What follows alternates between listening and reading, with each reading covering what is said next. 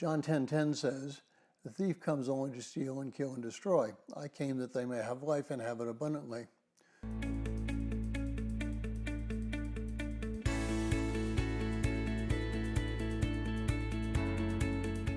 Well, if you're joining us in reading through the 6-day reading plan, today's reading is John 10:1 through 21, and I encourage you to read that passage. Well, what does it mean to have an abundant life? Does it mean we have riches beyond comparison?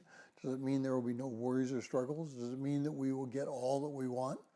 Well, if you listen to some preachers, that's exactly what you'll hear, but frankly, they're wrong. The abundant life may include some or all of those things, but in reality, it probably will not. The abundant life is not material things. The abundant life means that each person will be fulfilled and not seeking that which only satisfies their current earthly life. 2 Peter 1:3-4 gives a clear indication of what the abundant life really is. It is participating in God's nature.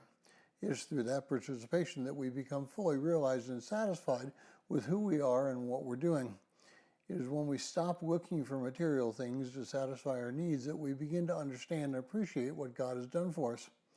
In reading some of the histories of the early Christians, you learn that they became fulfilled not in material possessions, but rather in being able to give themselves totally to God. Ignatius was the bishop who was currently Turkey. He wrote 7 letters to his way to Rome while he was going there to be killed. It was in these letters that he poured out his heart and wrote of the things which make a person a growing Christian. In his letter to the Romans, he specifically asked them not to interfere and to try and save his life.